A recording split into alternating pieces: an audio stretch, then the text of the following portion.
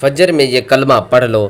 حضرت محمد صلی اللہ علیہ وآلہ وسلم نے فرمایا، میرے محترم بھائیوں اور پیاری بہنوں، اجل میں اندھیرا ہے، ہر طرف خاموشی کا راج ہے، کائنات سسکیاں لے رہی ہے اور آپ اپنے نرم بستر پر گہری نیند میں ڈوبے ہوئے ہیں۔ لیکن کیا آپ جانتے ہیں کہ اسی وقت جب دنیا غافل ہے، عرش الہی پر آپ کا نام کا تذکرہ ہو رہا ہے، ایک ایسا سچ، ایک ایسا خوفناک اور ہلا دینے والا راز جو آج تک سے چھپایا گیا، یا شاید آپ کی مصروفیات نے آپ کو اسے دیکھنے ہی نہیں دیا۔ ذرا تصور کیجیے، موت کا فرشتہ آپ کے سرانے کھڑا ہوا، سانس حلق پر اٹکی رہی ہے، اور اچانک آپ کو یاد آئے کہ فجر کے وقت کا وہ ایک خفیہ لفظ، وہ ایک ایسا کلمہ تھا جو آپ کے نامہ اعمال کے پہاڑ جیسے گناہوں کو ایک سیکنڈ میں راکھ کا ڈھیر بنا سکتا تھا، لیکن آپ نے اسے ضائع کر دیا۔ آج کی یہ ویڈیو کوئی عام ویڈیو نہیں ہے، یہ آپ کی زندگی کا سب سے بڑا ٹرننگ پوائنٹ ثابت ہونے والی ہے۔ اگر آج آپ نے اس ویڈیو کو ایک سیکنڈ کے لیے بھی اسکپ کیا تو شاید آپ اپنی آخرت کا وہ سب سے بڑا خزانہ کھو دیں گے جس کی تلاش میں قبر کے گڑھے میں مرنے والے تڑپ رہے ہیں۔ اس کائنات میں ایک ایسی گھڑی ہے، ایک ایسا پوشیدہ وقت ہے جس میں بولا گیا صرف ایک لفظ، صرف ایک سچا جملہ اللہ رب العزت کے غصے کی آگ کو ایسے ٹھنڈا کر دیتا ہے جیسے جلتے ہوئے انگارے پر پانی ڈال دیا جائے۔ اور وہ راز کیا ہے، وہ ذکر کون سا ہے؟ حضرت جبرائیل علیہ السلام نے رسول اللہ صلی اللہ علیہ وآلہ وسلم کے گوش مبارک میں وہ کون سی خفیہ بات کہی تھی جو امت کے گناہ گاروں کے لیے نجات کا راستہ ہے؟ یہ سب میں آپ کو آج کی اس ویڈیو میں بتاؤں گا، لیکن ابھی وہ راز باقی ہے، وہ اصل عمل وہ ویڈیو کے ایک خاص حصے میں آئے گا جسے دنیا کے 99% لوگ نہیں جانتے۔ اس لیے دل پر ہاتھ رکھ کر، روح کو بیدار کر کے، آنکھوں کے آنسو روک کر اس پیغام کو آخر تک سنیے، کیونکہ شاید یہ آپ کی زندگی کا آخری فجر کی پکار ہو۔ میرے عزیز بھائیوں اور پیاری بہنوں، زندگی تیزی سے ریت کی طرح ہمارے ہاتھ سے پھسل رہی ہے۔ ہم سمجھتے ہیں کہ ہمارے پاس بہت وقت ہے، ہم سوچتے ہیں کہ ابھی تو جوانی ہے، ابھی تو زندگی کے بہت سے خواب پورے کرنے ہیں، توبہ پھر کبھی کر لیں گے، فجر کی نماز پھر کبھی پڑھ لیں گے، اللہ تبارک و تعالیٰ کی طرف رجوع پھر کبھی کر لیں گے۔ لیکن افسوس، موت کسی کا انتظار نہیں کرتی۔ ذرا اس منظر کا تصور کیجئے، جب آپ کو اس دنیا سے رخصت کر دیا جائے گا، غسل کا تختہ تیار ہوگا، آپ کے کپڑے پھاڑ کر اتارے جائیں گے، وہ جسم جسے آپ برانڈڈ کپڑوں سے سجاتے تھے، وہ جسم جس کی خوبصورتی پر آپ کو ناز تھا، آج وہ بے حس و حرکت پڑا ہوگا۔ لوگ آپ کو کندھوں پر اٹھا کر اس اندھیرے، تنگ اور خوفناک قبر کی طرف لے جا رہے ہوں گے، جہاں نہ کوئی روشنی ہوگی، نہ کوئی پنکھا ہوگا، نہ کوئی دوست ہوگا اور نہ ہی کوئی رشتہ دار ہوگا۔ وہاں صرف آپ ہوں گے اور آپ کے اعمال ہوں گے۔ جب قبر کی مٹی آپ کے اوپر ڈال دی جائے گی، جب آپ کے سب سے قریبی رشتہ دار، آپ کے والدین، آپ کے بچے اور آپ کے دوست آپ کو اکیلا چھوڑ کر واپس جا رہے ہوں گے، تو ان کے جوتوں کی آہٹ آپ کے دل کو چیر رہی ہوگی۔ اس وقت اندھیری رات کا وہ خوف، وہ اکیلا پن، وہ وحشت انسان کو اندر سے توڑ دیتی ہے۔ تب انسان پکارے گا، اے میرے رب، مجھے ایک بار، صرف ایک بار دنیا میں واپس بھیج دیں، تاکہ میں فجر کی اس مبارک گھڑی میں اٹھ کر تیرے سامنے سجدہ ریز ہو جاؤں، تیرے سامنے گڑ گڑا کر وہ ایک لفظ کہہ دوں جو میرے سارے گناہوں کو دھو ڈالے۔ لیکن اس وقت جواب ملے گا، ہرگز نہیں، اب وقت ختم ہو چکا ہے۔ میرے پیارے بھائیوں، آج ہمارے پاس وقت ہے، آج ہمارے پاس سانسیں ہیں، آج ہم زندہ ہیں اور اللہ تبارک و تعالیٰ کی رحمت کا دروازہ کھلا ہے۔ ابھی وہ راز باقی ہے، وہ خاص عمل جو فجر کے وقت آپ کی قسمت بدل سکتا ہے۔ میں آگے چل کر آپ کو تفصیل سے بتاؤں گا، لیکن اس سے پہلے ہمیں یہ سمجھنا ہوگا ہمارے گناہوں کی تباہی نے ہمیں کس قدر برباد کر دیا ہے۔ ہم روز گناہ کرتے ہیں، صبح سے لے کر شام تک ہماری آنکھیں گناہ کرتی ہیں اور ہمارے کان گناہ سنتے ہیں، ہماری زبان غیبت اور جھوٹ سے آلودہ ہے، ہمارے دلوں میں حسد اور نفرت کی آگ جل رہی ہے۔ ہم سمجھتے ہیں کہ یہ چھوٹے چھوٹے گناہ ہیں، ان سے کیا فرق پڑتا ہے، لیکن رسول اللہ صلی اللہ علیہ وآلہ وسلم نے فرمایا کہ گناہ انسان کے دل پر ایک سیاہ نقطے کی طرح ہوتا ہے۔ جب انسان بار بار گناہ کرتا ہے تو وہ پورا دل سیاہ ہو جاتا ہے، پھر اس دل سے اللہ کا نور رخصت ہو جاتا ہے، پھر اسے نمازوں میں سکون نہیں ملتا، پھر اسے قرآن کریم کی تلاوت میں لذت نہیں ملتی، پھر اس کے آنسو خشک ہو جاتے ہیں، میرے محترم بھائیوں اور پیاری بہنوں، گناہوں کی یہ تباہی صرف آخرت میں نہیں بلکہ اس دنیا میں ہمارے رزق کی سختی، ہمارے گھروں کی بے برکتی، ہمارے دلوں کی بے سکونی، بیماریوں کی صورت میں نظر آتی ہے۔ ہم ڈاکٹروں کے چکر لگاتے ہیں، ہم پیروں فقیروں کے پاس جاتے ہیں، ہم دنیا کے پیچھے بھاگتے ہیں، لیکن ہم اس سچے رب کو بھول جاتے ہیں جو رات کے آخری پہر فجر کے وقت آسمانی دنیا پر نزول فرماتا ہے اور پکارتا ہے کوئی مغفرت مانگنے والا کہ میں اسے معاف کر دوں، ہے کوئی رزق مانگنے والا میں اسے رزق عطا کر دوں، ہے کوئی مصیبت زدہ کہ میں اس کی مصیبت کو دور کر دوں۔ سبحان اللہ، کتنا مہربان ہے وہ رب، کتنا رحیم ہے وہ پروردگار، لیکن ہم اس وقت گہری نیند کی آغوش میں سوئے ہوئے ہوتے ہیں۔ ہم دنیا کے معمولی فائدے کے لیے صبح جلد اٹھ کر آفس جانے کے لیے تیار ہو جاتے ہیں، فلائٹ کرنے کے لیے رات بھر جاگتے ہیں، لیکن اس کائنات کے مالک کے دربار میں حاضری دینے کے لیے ہمارے پاس 20 منٹ نہیں ہوتے۔ یاد رکھیں وہ راز، وہ عظیم ذکر جو فجر کے وقت پڑھا جاتا ہے، اس کے اندر اتنی طاقت ہے کہ وہ آپ کے دل کی اس سیاہی کو ایک پل میں دھو سکتا ہے۔ ویڈیو کے آخر میں آپ کو وہ عمل لفظ با لفظ سکھاؤں گا، اس لیے دل کو مضبوط رکھیں اور غور سے سنیں۔ آئیں ذرا تاریخ کی جھڑکوں میں جھانکتے ہیں اور رسول اللہ صلی اللہ علیہ وآلہ وسلم کی اپنی امت سے بے پناہ محبت کا ایک رکت انگیز واقعہ سنتے ہیں جو آپ کے دلوں کو موم کر دے گا۔ ایک مرتبہ حضرت جبرائیل علیہ السلام نبی کریم صلی اللہ علیہ وآلہ وسلم کی بارگاہ میں حاضر ہوئے۔ آپ صلی اللہ علیہ وآلہ وسلم امت کے گناہ گاروں کے غم میں نڈھال تھے۔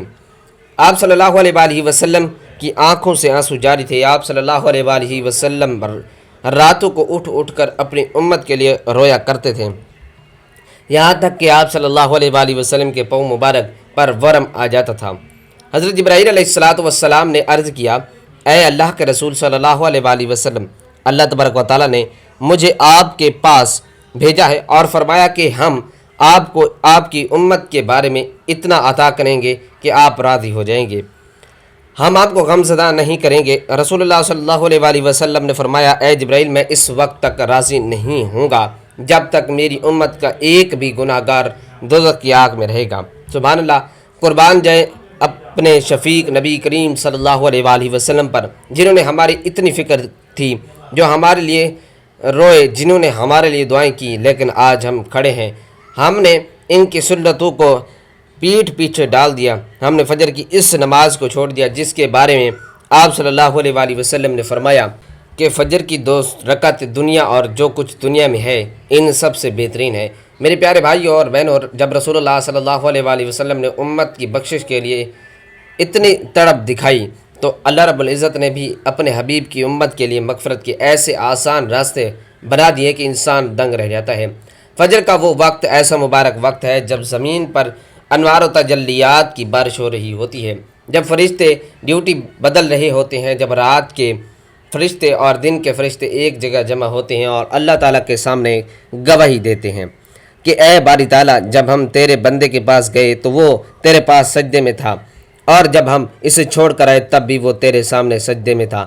ذرا سوچیں کتنی بڑی سعادت سے ہے کہ ملائکہ الہی عرش الہی پر آپ کا نام لے کر گواہی دے۔ وہ راز، وہ عمل جس کا ذکر میں بار بار کر رہا ہوں، وہ اسی فجر کے وقت سے جڑا ہوا ہے، جسے حاصل کرنے کے بعد انسان گناہوں سے ایسے پاک ہو جاتا ہے جیسے آج ہی ماں کے پیٹ سے پیدا ہوا ہو۔ ایک جذباتی مثال پر غور کیجیے، دنیا میں اگر کوئی بچہ اپنے ماں باپ کا نافرمان ہو جائے، ان کا پیسہ چوری کرے، ان کی عزت مٹی میں ملا دے اور پھر گھر سے بھاگ جائے، چند سالوں بعد جب وہ خوار ہو کر بھوکا پیاسا پھٹے پرانے کپڑوں میں واپس آئے اور ماں کی قدموں میں گر کر رو پڑے، تو کیا ماں اسے لات مار کر بھگا دے گی؟ کبھی نہیں۔ ماں اسے سینے سے لگا لے گی، اس کے آنسو پہنچے گی، اسے معاف کر دے گی۔ میرے بھائیوں اور پیاری بہنوں، اللہ رب العزت کی محبت تو 70 ماؤں سے بھی زیادہ ہے، وہ رب تو 70 ماؤں سے زیادہ شفیق ہے، اپنے بندے کی توبہ پر اس مسافر سے بھی زیادہ خوش ہوتا ہے جس کا اونٹ صحرا میں گم ہو جائے، جس پر اس کا کھانا پینا اور مایوس ہو کر موت کا انتظار کر رہا ہو اور اچانک آنکھ کھلے تو اس کا اونٹ اس کے سامنے کھڑا ہو۔ اللہ تبارک و تعالیٰ اپنے گناہ گار بندے کی توبہ پر اس سے بھی زیادہ خوشی کا اظہار کرتا ہے۔ اللہ تبارک و تعالیٰ فرماتا ہے کہ اے ابن آدم، اگر تیرے گناہ آسمان کی بلندیوں تک پہنچ جائے اور پھر تم مجھے تو مجھ سے معافی مانگے تو میں تجھے معاف کر دوں گا اور مجھے کوئی پرواہ نہیں ہوگی۔ تو پھر ہم کیوں اس رحیم رب سے دور بھاگ رہے ہیں؟ کیوں ہم نے اپنے آپ کو گناہوں کی دلدل میں پھنسا رکھا ہے؟ کیوں ہم فجر کی پکار یعنی نماز نیند سے بہتر ہے کو سن کر کروٹ بدل لیتے ہیں اور چادر تان کر سو جاتے ہیں؟ کیا اللہ تبارک و تعالیٰ کے سامنے حاضر نہیں ہونا، کیا ہمیں اس دن کا خوف نہیں ہے جب سورج ایک میل کے فاصلے پر ہوگا، جب زبانیں پیاس سے باہر نکلی ہوئی ہوں گی، جب ہر انسان نفسا نفسی پکار رہا ہوگا؟ اس ہولناک دن کی سختی سے بچنے کا، قبر کے عذاب سے نجات پانے کا اور دنیا و آخرت کی رسوائی سے نکلنے کا نسخہ فجر کے اس مبارک وقت میں چھپا ہوا ہے۔ ابھی وہ وقت باقی ہے۔ میں ویڈیو کے آخری لمحات میں اس خاص کلمے اور ذکر کو آپ کے سامنے ظاہر کرنے والا ہوں۔ اس سے پہلے اپنی روح کو اس ذکر کو قبول کرنے کے لیے تیار کر لیجئے۔ میرے محترم بھائیوں اور پیاری بہنوں، گناہ انسان کی زندگی کا ایک ایسا پہلو ہے جس کا تعلق صرف ظاہری اعمال سے نہیں بلکہ دل، نیت، سوچ اور کردار سے بھی ہوتا ہے۔ اللہ تعالیٰ نے انسان کو اشرف المخلوقات بنایا، اسے عقل دی، حق اور باطل میں فرق کرنے کی صلاحیت عطا فرمائی اور پھر دنیا میں امتحان کے لیے بھیج دیا۔ اس امتحان میں کامیابی کا راستہ اطاعت، تقوی، نیکی اور اللہ تبارک و تعالیٰ کے احکامات کی پیروی میں ہے، جبکہ ناکامی کا راستہ گناہوں، نافرمانیوں اور برے اعمال میں پوشیدہ ہے۔ گناہ دراصل اللہ تبارک و تعالیٰ کے حکم کی مخالفت کا نام ہے، خواہ وہ چھوٹا ہو یا بڑا، ظاہر ہو یا پوشیدہ، لوگوں کے سامنے ہو یا تنہائی میں۔ جب انسان گناہ کرتا ہے تو اس کا اثر صرف اس کی آخرت پر نہیں پڑتا بلکہ اس کی دنیاوی زندگی پر متاثر ہوتی ہے۔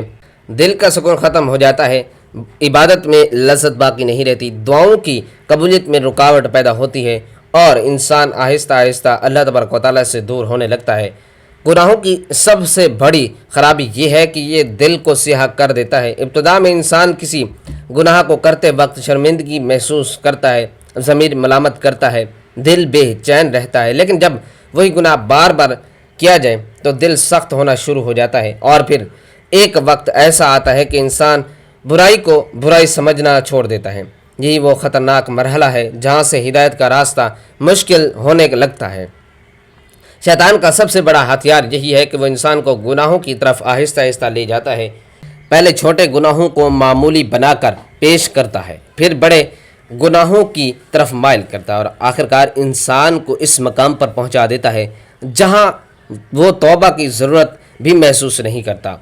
قرآن و سنت میں بار بار گناہوں سے بچنے کی تاکید کی گئی ہے، کیونکہ گناہ صرف ایک فرد کو نقصان نہیں پہنچاتے بلکہ پورے معاشرے کو تباہی کی طرف لے جاتے ہیں۔ جب جھوٹ عام ہو جائے، خیانت بڑھ جائے، ظلم کو معمول سمجھ لیا جائے، حرام کمائی کو کامیابی کا ذریعہ تصور کیا جانے لگے، والدین کی نافرمانی بڑھ جائے، قطع رحمی عام ہو جائے اور لوگوں کے حقوق پامال ہونے لگے، تو معاشرہ اخلاقی زوال کا شکار ہو جاتا ہے۔ گناہوں کی بے شمار اقسام ہیں۔ بعض گناہ ایسے ہیں جن کا تعلق اللہ تبارک و تعالیٰ کے حقوق سے ہے اور بعض ایسے ہیں جن کا تعلق بندوں کے حقوق سے ہیں۔ اللہ تعالیٰ اپنے فضل و کرم سے اپنے حقوق معاف فرما سکتا ہے اگر بندہ سچی توبہ کر لے، لیکن بندوں کے حقوق اس وقت تک معاف نہیں ہوتے جب تک حقدار معاف نہ کرے۔ اس لیے اسلام میں حقوق العباد کی بہت زیادہ اہمیت بیان کی گئی ہے۔ جھوٹ بولنا ایک بہت بڑا گناہ ہے کیونکہ جھوٹ اعتماد کو ختم کرتا ہے اور معاشرتی تعلقات کو کمزور کرتا ہے۔ غیبت بھی ایسا گناہ ہے جو لوگوں کی عزتوں کو مجروح کرتا ہے۔ حسد انسان کے دل کو جلاتا ہے اور اسے ناشکری کی طرف لے جاتا ہے۔ تکبر وہ گناہ ہے جس نے شیطان کو اللہ تبارک و تعالیٰ کی رحمت سے محروم کر دیا۔ سود ایسا گناہ ہے جس کے بارے میں سخت وعید بیان کی گئی ہے۔ حرام کمائی، دھوکہ دہی، ناپ تول میں کمی، وعدہ خلافی، والدین کی نافرمانی، رشتہ داروں سے تعلق توڑنا، بے حیائی، ظلم، بدگمانی اور دل آزاری جیسے اعمال بھی گناہوں میں شامل ہیں۔ بعض اوقات لوگ صرف بڑے گناہوں سے بچنے کی کوشش کرتے ہیں لیکن چھوٹے گناہوں کو معمولی سمجھ لیتے ہیں، حالانکہ چھوٹے گناہ جب مسلسل کیے جائیں تو وہ بھی انسان کے لیے ہلاکت کا سبب بن سکتے ہیں۔ ایک چنگاری پورے جنگل کو جلا سکتی ہے اور ایک معمولی دراڑ بڑے نقصان کا سبب بن سکتی ہے۔ اسی طرح چھوٹے گناہ بھی انسان کی روحانی زندگی کو تباہ کر سکتے ہیں۔ گناہوں کے نقصانات صرف آخرت تک محدود نہیں بلکہ دنیا میں بھی ان کے اثرات ظاہر ہوتے ہیں۔ انسان بے برکتی کا شکار ہو جاتا ہے، رزق میں تنگی آ سکتی ہے، دل بے چین رہتا ہے، رشتوں میں محبت کم ہو جاتی ہے اور زندگی سے سکون ختم ہونے لگتا ہے۔ جو شخص اللہ تبارک و تعالیٰ کی نافرمانی میں زندگی گزارتا ہے وہ بظاہر دنیاوی آسائشوں میں ہو سکتا ہے لیکن حقیقی اطمینان قلب سے محروم رہتا ہے۔ اس کے برعکس جو شخص گناہوں سے بچنے کی کوشش کرتا ہے اور اللہ تبارک و تعالیٰ کی اطاعت میں زندگی گزارتا ہے، اللہ تعالیٰ اس کے دل میں سکون عطا فرماتا ہے۔ گناہ سے بچنے کے لیے سب سے اہم چیز اللہ تبارک و تعالیٰ کا خوف اور آخرت کا تعلق ہے۔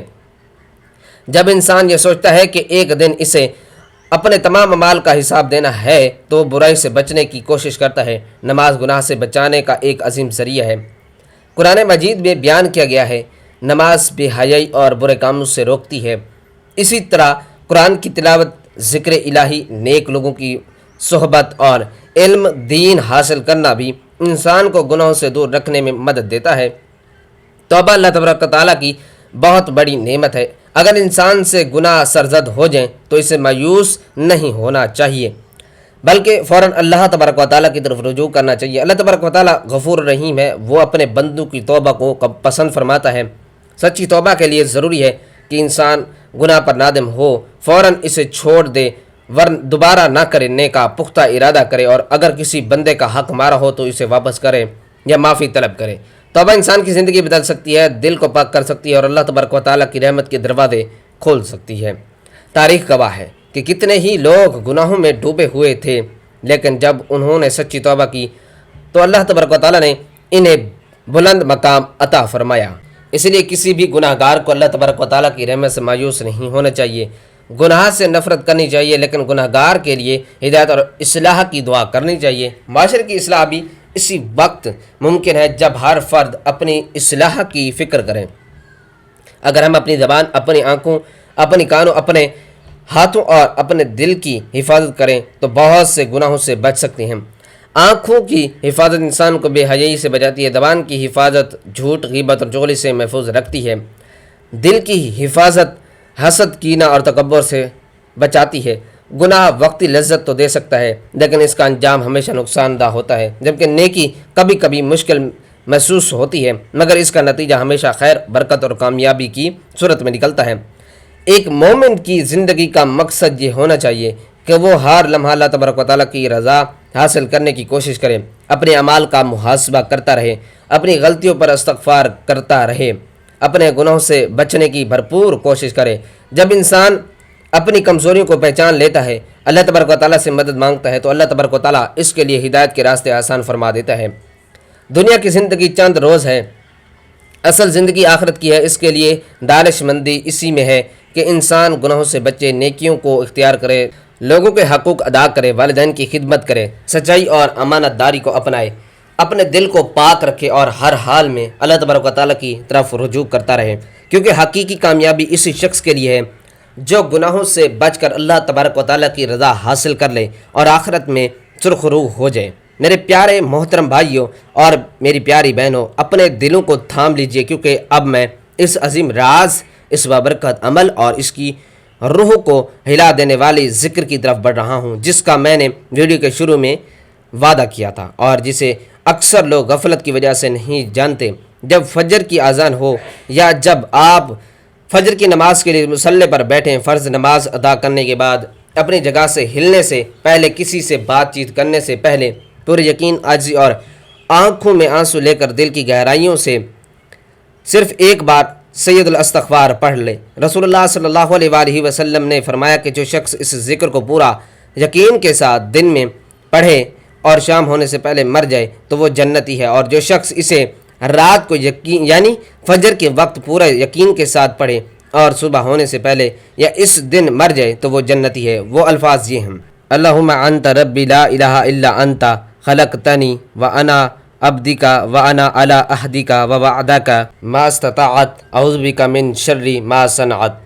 میرے بھائیو، اس کا مطلب کیا ہے؟ اے اللہ، تو ہی میرا رب ہے، تیرے سوا کوئی معبود نہیں، تو نے ہی مجھے پیدا کیا اور میں تیرا بندہ ہوں، اور میں اپنی استطاعت کے مطابق تیرے عہد اور وعدے پر قائم ہوں، میں اپنے کیے ہوئے شر سے تیری پناہ مانگتا ہوں، میں تیرے سامنے تیرے ان نعمتوں کا اقرار کرتا ہوں جو تو نے مجھے پر کیے، اور میں اپنے گناہوں کا اعتراف کرتا ہوں، بس مجھے معاف فرما دے، کیونکہ تیرے سوا کوئی گناہوں کی وہ معاف نہیں کر سکتا۔ سبحان اللہ، یہ وہ الفاظ ہیں، یہ وہ استغفار ہے جو عرش الہی کو ہلا دیتا ہے۔ جب ایک گناہگار بندہ فجر کے اندھیرے میں سب سے چھپ کر اپنے دونوں ہاتھ اٹھا کر یا سجدے میں گڑ گڑا کر کہتا ہے کہ اے باری تعالیٰ، میں نے گناہ کیے، میں خطا کار، میں شرمندہ ہوں، تیرے سوا میرا کوئی نہیں، اگر تو نے معاف نہ کیا تو میں برباد ہو جاؤں گا، تو اللہ تبارک و تعالیٰ کی رحمت جوش میں آتی ہے، اور اللہ تعالیٰ فرماتا ہے کہ میرے فرشتوں گواہ ہو جاؤ، میں نے اپنے اس بندے کے سارے گناہ